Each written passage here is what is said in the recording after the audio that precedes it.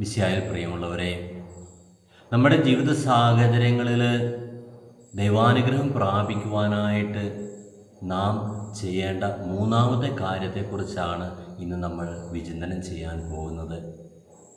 നമ്മുടെ ജീവിത സാഹചര്യങ്ങളിൽ സർവ്വസാധാരണമായി നാം കാണുന്ന ഒരു കാര്യമാണ് കുട്ടികൾ ശാഠ്യം പിടിക്കുന്നത്. മാതാപിതാക്കളിൽ നിന്നോ മറ്റുള്ളവരിൽ നിന്നോ ഒക്കെ തങ്ങൾക്ക് വേണം, അല്ലെങ്കിൽ എൻ്റേതെന്ന് തോന്നുന്ന വസ്തു കിട്ടണം എന്ന മനോഭാവത്തോടെ കരയുകയും വാശി പിടിക്കുകയും ചെയ്യുന്ന കുട്ടികളെ നമുക്ക് ചുറ്റും കാണുവാനായിട്ട് സാധിക്കും. ചിലപ്പം നമ്മളും അങ്ങനെയൊക്കെ ശാഠ്യം പിടിക്കാറില്ലേ? നമ്മുടെ ജീവിതത്തിൽ ശാഠ്യം പിടിക്കാത്ത ആരും തന്നെ കാണുകയില്ല എന്നാണ് എനിക്ക് തോന്നുന്നത്. എനിക്ക് ലഭിക്കണമെന്ന് തോന്നുന്ന ഒരു വസ്തുവോ അല്ലെ എനിക്ക് ലഭിക്കണമെന്ന് തോന്നുന്ന സ്നേഹം പോലും നമ്മൾ പിടിച്ചെടുക്കുവാൻ വേണ്ടി ശാഠ്യ മനോഭാവത്തോടെ അല്ലേ നമ്മൾ പലപ്പോഴും ജീവിതത്തെ അഭിമുഖീകരിച്ചിരിക്കുന്നത്. ഇതാണ് ദൈവസന്നിധിയിൽ ദൈവപിതാവിൻ്റെ അരുമ മക്കളായ നമുക്കും വേണ്ടത്. ദൈവസന്നിധിയിൽ ശാഠ്യ മനോഭാവത്തോടെ ഒരു ദൈവ പൈതലായിട്ട് നമ്മൾ ദൈവസന്നിധിയിലേക്ക് കടന്നു ചെല്ലുക. വാശിയോടെ ശാഠ്യത്തോടെ നീ എന്നെ അനുഗ്രഹിക്കണമെന്ന് ദൈവസന്നിധിയിൽ ആ അനുഗ്രഹം ലഭിക്കുവോളം യാചിക്കുക. ഉൽപ്പത്തി പുസ്തകം അധ്യായം 32 നമ്മൾ കടന്നു ചെല്ലുമ്പോൾ നമുക്ക് കാണുവാൻ സാധിക്കും എപ്രകാരമാണ് യാക്കോബ് ദൈവസന്നിധിയിൽ ഒരു ശാഠ്യക്കാരനായി മാറുന്നത് എന്ന്. അനുഗ്രഹം ലഭിച്ചാൽ മാത്രമേ നിന്നെ ഞാൻ പോകുവാൻ അനുവദിക്കുകയുള്ളൂ എന്ന് അത്യധികം ശാഠ്യത്തോടുകൂടി യാക്കോബ് പറയുകയാണ്. ഉൽപ്പത്തി പുസ്തകം അധ്യായം 32:26 വചനം, അവൻ പറഞ്ഞു, നേരം പുലരുകയാണ്, ഞാൻ പോകട്ടെ.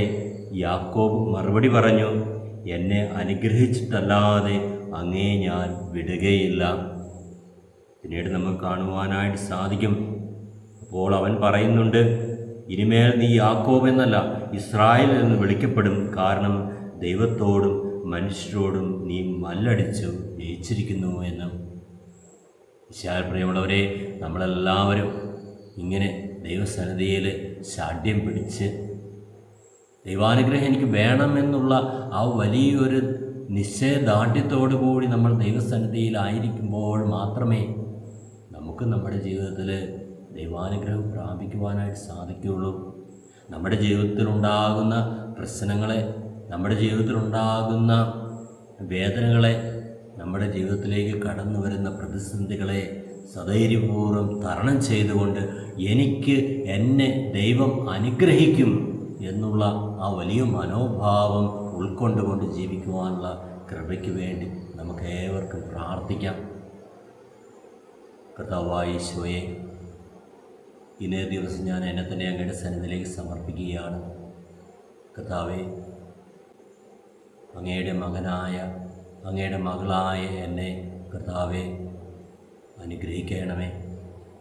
ഞാൻ അങ്ങയുടെ സന്നിധിയിൽ എപ്പോഴും ആ നിശ്ചയദാർഢ്യത്തോടുകൂടി അണയുവാനും അങ്ങനെയുള്ള വിശ്വാസത്തിൽ അടിയുറച്ച് നിന്നുകൊണ്ട് അങ്ങനെ അനുഗ്രഹിക്കണം എന്നുള്ള ആ വലിയൊരു മനോഭാവത്തോടുകൂടി അങ്ങയിലേക്ക് കടന്നു വരുവാനുള്ള കൃപയേക്ക് നാഥാ എന്നെ അനുഗ്രഹിക്കണമേ.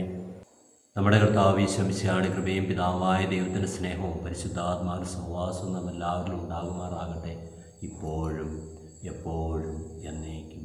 ആമേൻ.